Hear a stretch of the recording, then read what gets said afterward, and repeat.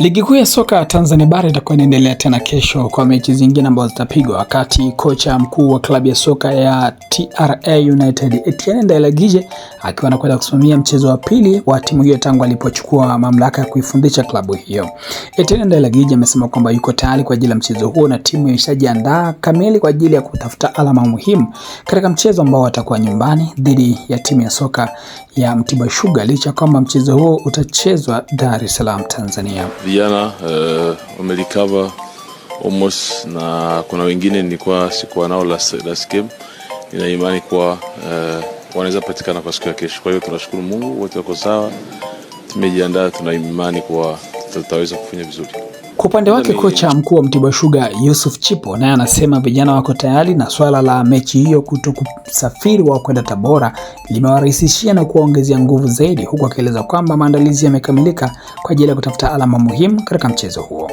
Kikweli namshukuru Mwenyezi Mungu tumefika. Kweli namshukuru Mungu pia kwamba mechi hii tunaichezea hapa, ilikuwa tusafiri, lakini inaturahisishia kwamba tumepangiwa tucheze hapa. Kimaandalizi tuko tayari. Niseme 95% tumemaliza maandalizi. Moso kwa matatizo ambayo tuliyaona mechi iliyopita dhidi ya KMC, na tumefanya mazoezi siku 2, tumefanya recovery na tukafanya mazoezi ya kukosoa matatizo ambayo tulishuhudia. Naamini katika mchezo wa kesho itakuwa mchezo mzuri, utakuwa ni mgumu, lakini naamini tutakuwa na fursa kubwa ya kutafuta matokeo.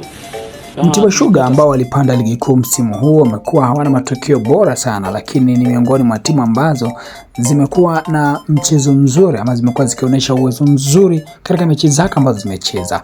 Kocha Yusuf Chipo anakwenda kuonyesha kitu gani kipi ambacho ameendelea kukipata tangu alipotua rasmi kuifundisha timu hiyo katikati ya mashindano. Lakini je, kwa upande wa Etienne Ndailagije naye anakwenda kufanya kitu gani kingine kuendelea kuifanya timu hiyo kuwa bora zaidi? Hii ni Travel TV. Mimi ni Mbushi Kwelasa.